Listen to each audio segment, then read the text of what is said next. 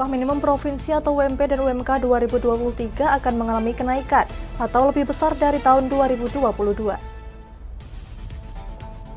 Khawatir terjadinya kecelakaan karena belum layak untuk difungsikan, jembatan Wonokerto di Pantura Demak ditunda.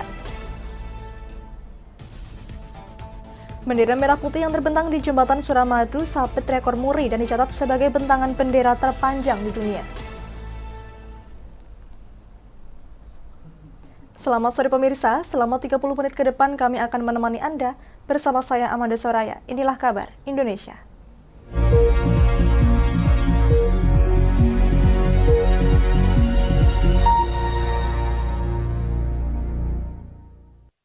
Berita pertama datang dari Demak, Jawa Tengah.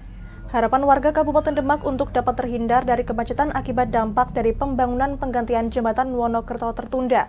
Uji fungsional perlintasan jembatan yang direncanakan Kamis malam 10 November 2022 batal dilakukan lantaran belum selesainya sejumlah titik pekerjaan jembatan yang menjadi urat nadi perekonomian di Jawa tersebut.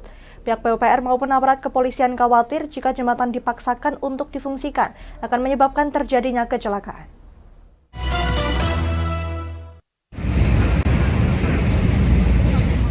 Rencana uji coba perlintasan jembatan Wonokerto pada Kamis malam 10 November 2022 mengalami sejumlah kendala. Hingga Kamis malam pihak kontraktor jembatan belum menyelesaikan titik pekerjaan jembatan yang menjadi ruas penghubung lintas darat di Pulau Jawa tersebut. Sejumlah titik yang saat ini dikebut diantaranya pekerjaan pembuatan parapet di bagian sisi jembatan, pengecoran jalan, serta pengaspalan sepanjang jembatan. Kepala Balai Besar Pelaksanaan Jalan Nasional atau BBPJN Jawa Tengah DIY, Wida Nurfaida, yang meninjau ke lokasi jembatan mengatakan, penundaan pembukaan jembatan Wonokerto lantaran belum selesainya sejumlah titik pekerjaan. Wida menyampaikan bahwa saat ini progres jembatan Wonokerto masih dalam progres 75%. Terkait hal tersebut, pembukaan jembatan akan dilakukan sebelum Nataru, yakni 15 Desember 2022. Memang dipasang water barrier, tapi kan agak lebih resiko lah ya, karena tadi Pak Kasat juga sampaikan yang lewat kan kendaraan berat. Kalau dipasang water barrier, kesenggol, itu kan agak lebih resiko. Jadi memang masih belum cukup safety lah. Jadi secara keamanan tadi kami sampaikan. Termasuk lantainya, Bu? Iya, kalau lantai plat injak. Jadi Bapak lihat di situ, jembatan kan ada plat injaknya, itu kan sebenarnya perlu dicor. Nah, cor itu sendiri juga perlu waktu kan, Pak. Ada waktu 7 hari lah. Artinya kalau sekarang ini sementara kita cuma buka sementara ini, mungkin akan dilas. Itu Bapak lihat di tengah-tengah situ ada beberapa plat besi. Nanti mungkin hanya dilas. Tapi kan tadi seberapa kekuatannya juga kan mengandung resiko juga. Jadi secara teknis memang kami tidak merekomendasikan begitu, Pak. Sementara Kasat Lantas Polres Demak AKP Muhammad Gargarin yang turut mendampingi peninjauan jembatan mengimbau kepada pengguna jalan yang melintas di jalur Pantura untuk sedikit bersabar. Hingga saat ini menurut Kasat Lantas kondisi jembatan belum layak digunakan perlintasan. Pihaknya khawatir jika dipaksakan untuk beroperasi akan menimbulkan kecelakaan. Sementara terkait beredarnya pamflet di media sosial yang menyatakan jembatan Wonokerto dibuka tanggal 10 November 2022, AKP Gargarin menyatakan pihak Satlantas tidak pernah mengeluarkan statement terkait tanggal dibukanya jembatan Wonokerto pada malam itu. Jadi saya juga dapat informasi ya, foto, meme, pamflet terkait 10 November jembatan akan dibuka, menyertakan sumber Satlantas. Dari saya pribadi itu belum pernah mengutarakan statement itu, karena dari kemarin kita sudah rapat dengan pihak-pihak terkait pembukaan jembatan Wonokerto yang sudah dipastikan juga tadi disampaikan Ibu Kepala Balai sebelum operasi Nataru itu sudah akan dibuka, sudah dilaksanakan fungsional. Tapi untuk uji coba kemungkinan akhir bulan ini di minggu ketiga atau minggu keempat dengan memaksimalkan dulu jembatan ini, karena kita mengutamakan keselamatan ya, yang paling penting adalah keselamatan. Jadi informasi yang disebar oleh Radio Rasika itu sumbernya bukan dari Satlantas, karena saya belum pernah statement apapun di medsos, saya belum mengeluarkan meme apapun. Hingga Kamis malam pekerjaan pembangunan jembatan Wonokerto terus dikebut. Puluhan pekerja terus melakukan pemadatan landasan yakni pengaspalan. Dari Demak, Jawa Tengah, Ismail, Lingkar TV, melaporkan. Kita beralih ke Semarang, Jawa Tengah, pemirsa. Gubernur Jawa Tengah Ganjar Pranowo mendukung usulan terkait kenaikan upah minimum provinsi atau UMP di tahun 2023 yang besarannya disesuaikan dengan laju inflasi di provinsi setempat. Untuk di Jawa Tengah, upah kabupaten kota atau UMK akan diumumkan setelah upah minimum provinsi atau UMP diputuskan pemerintah pusat pada 21 November mendatang.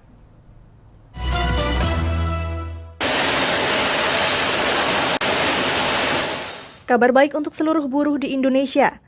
Pemerintah melalui Kementerian Ketenagakerjaan memastikan upah buruh baik upah minimum provinsi atau UMP dan upah minimum kabupaten kota atau UMK tahun 2023 akan lebih besar dibandingkan tahun 2022. Menanggapi rencana kenaikan upah di tahun 2023, Gubernur Ganjar Pranowo mengatakan untuk upah kabupaten kota di Jawa Tengah akan diumumkan setelah upah minimum provinsi atau UMP diputuskan pemerintah pusat pada 21 November mendatang. Usulan kenaikan upah minimum provinsi atau UMP tahun 2023 besarannya disesuaikan dengan laju inflasi di provinsi setempat. Saat ini pemerintah Provinsi Jawa Tengah terus berkomunikasi dengan buruh dan pengusaha untuk melakukan formulasi dari masukan yang ada sebelum menetapkan UMK di Jawa Tengah. Ya berikutnya, biasanya nanti dari UMP dulu terus baru kita, tapi kita sudah mulai prakondisi untuk menyampaikan kepada organisasi buruh termasuk dari pengusahanya. Pak kemarin udahlah daripada mau demo ngobrol di rumahku ya kemarin ngobrol dan ternyata frekuensinya udah sama, tinggal nanti info ini kita sampaikan kepada pusat karena dua komponen pertumbuhan ekonomi dan inflasi pasti akan menjadi pertimbangan kawan-kawan buruh. Mungkin bulan Desember gitu ya Pak ya? Enggak November. Untuk laju inflasi di Jawa Tengah secara year on date atau sepanjang tahun 2022 adalah 3,87%. Sedangkan secara year on year atau sejak Agustus 2021 hingga Agustus 2022, laju inflasi di Jawa Tengah adalah 5,03%. Dari Semarang, Jawa Tengah, Henufan, Lingkar TV, melaporkan. Kami akan jeda sejenak pemirsa, tetap bersama kami di Kabar Indonesia.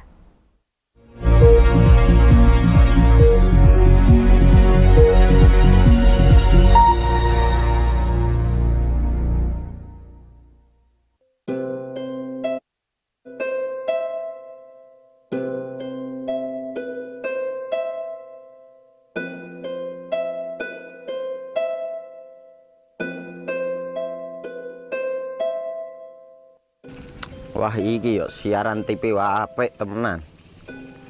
Filme cocok karo suasanane. Elah. Lah bro ngene iki awan-awan kok. Iki lho nonton TV, Kang. Wah kenal nedan kowe wong genang delok HP kok delok TV piye? Wah kurang update kowe iki, Kang. Lho maksudnya piye kok ngarane aku update tuh? Iki lho deloken aku nonton TV tenan. Kok mbok kira nonton HP? Wong delok HP ngono kenal nedan apa iki. Iki lho delok siarane. Lho, kok iso ya? Yo TV apa? Jenenge Lingkar TV, Kang. Saiki erane TV kok ngene iki. Kok Lingkar TV nek diae awak dhewe panggone iso nonton TV lewat HP. Kok ngene iki. Ana film-film ngene iku ya? Iya, filme apik-apik kaya ngene iki. Awak dhewe nek sawah leren mbut gawe iso leren ndelok film-film ngene iki. Padha iso ngene iku. Iso, ora ketinggalan karo cah-cah kae. Duh. HP ku kok ora iso tak nggo ngono piye carane iki? Iki lho Rip, tak doi carane. Piye? Kowe buka Play Store. Play Store, Mas. Yo iku pokoke. Play Store apa? Ketik Lingkar TV. Engko lek wis ngono, klik install. Nah, engko wis ana metu menune Lingkar TV karek ndelok siaran apa ae. Film-filme apik-apik. Berarti film channel Lingkar TV metu nang kene kabeh ra? Iya. Filme wah cocok karo suasana cara didelok ngene. Oh, wis iki iso iki. Iya metu kabeh ngene TV wah. Iya Iya. Kondiange ya. Mangkane Lingkar TV filme apik-apik kabeh. Iya, aku ngene kok. Lagi retiki aku malah. Sekolah Iya. ana bocah-bocah ajak ndelok. Heeh, ben seru nang kene ya, kawan. Wabek. Rene lo. Tak deloki apik-apik ana film Josh iki.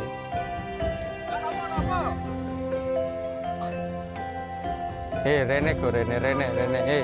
Oh iki lho tak deloki film nang Lingkar TV. Solutif dan terpercaya.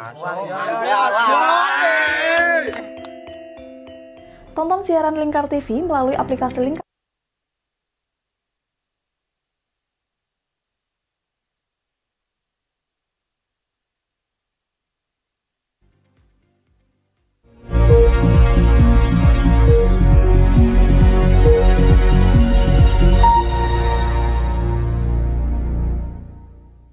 Saat ini Anda masih menyaksikan Kabar Indonesia. Forum Penyelamat Hutan Jawa bersama Serikat Pekerja Perhutani Bersatu dan Lembaga Masyarakat Desa Hutan menggelar peringatan Hari Pahlawan secara sederhana di kawasan hutan Pasir Impun, Kabupaten Bandung. Selain upacara, digelar pula diskusi bertema Selamatkan Hutan Jawa, sekaligus launching website soal hutan Indonesia.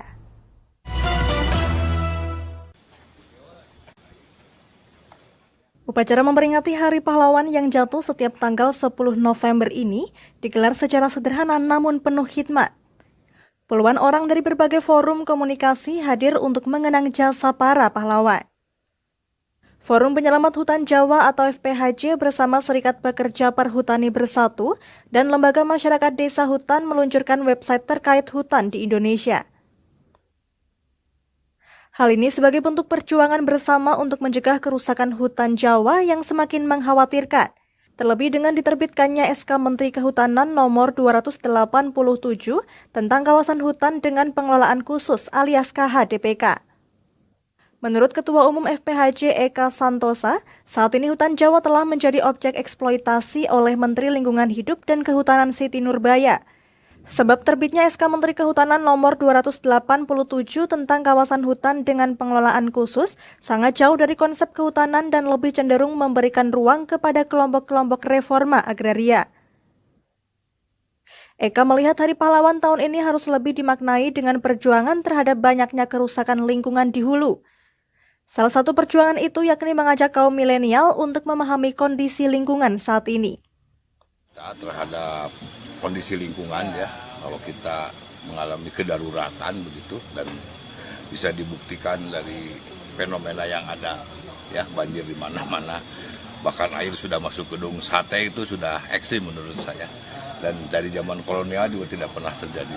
Betapa kita mengalami sebuah kerusakan lingkungan, dan salah satu penyebab utamanya pasti ini ada kerusakan di hulu, dalam hal ini hutan. Oleh karena itu pada momentum Hari Pahlawan ini kita ingin menggugah kembali nilai-nilai kepahlawanan perjuangan. Kalau dulu kita berjuang untuk merdeka dan sekarang mengisi kemerdekaan, saya kira tidak mengurangi satu nilai ya, arti daripada sebuah nilai kepahlawanan itu. Oleh karena itu Forum Penyelamat Hutan Jawa hari ini kita menyemangati kembali tentang hal itu dengan kita ingin menyampaikan apa yang sebetulnya menjadi tujuan dan perjuangan ataupun visi daripada forum ini. Sementara itu, perwakilan Serikat Pekerja Perhutani Bersatu mengapresiasi niat dan tujuan FPHJ. Pihaknya dan FPHJ memang selalu berkomunikasi terkait persoalan hutan Jawa. Juga kami menyatukan kembali pemikiran tentang perjuangan penyelamatan hutan Jawa. Salah satunya yang sedang kami perjuangkan sekarang adalah perlawanan hukum oleh serikat karyawan petani dan juga ada serikat pekerja juga yang ada di kami, namanya kan Serikat Petani Bersatu ya. Jadi kami dalam perjuangan FPHJ jadi sedikit terbuka tentang masalah hukum. Jadi ternyata kami kan melawan dalam gugatan itu melawan KHDPK ya. Para penyelamat hutan Jawa berharap amanat Bung Karno yang menyebut jika Indonesia adalah Jamrut Khatulistiwa benar-benar terwujud dengan nyata, tanpa dicampuri kepentingan kelompok-kelompok tertentu yang bertujuan untuk memperkaya diri dan menyengsarakan banyak orang. Dari Bandung, Jawa Barat, Bobi Roska, Lingkar TV, melaporkan.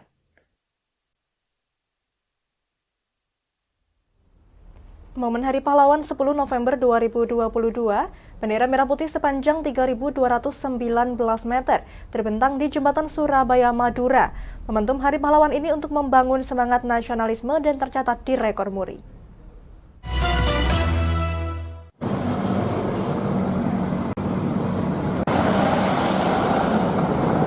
Ribuan guru dan siswa di Surabaya mengusung bendera merah putih sepanjang 3.219 meter sehingga terbentang di Jembatan Surabaya Madura atau Suramadu.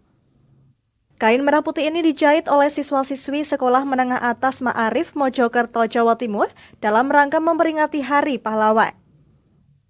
Ribuan guru dan siswa di Surabaya membentangkannya di Jembatan Suramadu sejak pagi pukul 6.30 hingga pukul 10 waktu Indonesia Barat. Museum Rekor Indonesia atau MURI mencatatnya sebagai bentangan bendera terpanjang di dunia. Kait pembentangan kain merah putih sejauh ini emang sebetulnya belum pernah ada.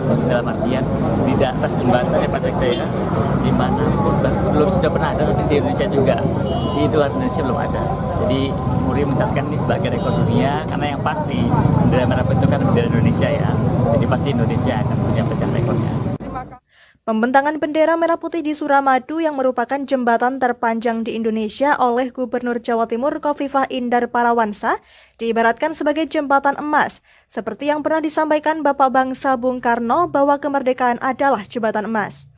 Terima kasih bahwa kemudian kita melihat pada saat ini ada proses lalu lintas yang mungkin sedikit tersendat, saya mohon maaf, tapi ini adalah bagian dari cara kita memanggil memori kita. Ada nasionalisme yang harus kita bangun, kita kuatkan. Momentumnya adalah 10 November 2022. Selamat dari pahlawan untuk semua warga bangsa Indonesia. Kemerdekaan adalah jembatan emas yang disampaikan Bung Karno diartikan bahwa penyeberangan di ujung jembatan emas adalah menata kehidupan yang lebih baik. Sedangkan merah putih adalah warna heroik yang memberi identitas bangsa dan negara Indonesia sehingga mata dunia memandang Indonesia sebagai bangsa yang gagah dan perkasa. Dari Surabaya, Jawa Timur, Sultan Asauki, Lingkar TV, melaporkan. Demikian kabar Indonesia, saya Amanda Soraya dan seluruh kru yang bertugas pamit dari hadapan Anda. Terima kasih dan sampai jumpa.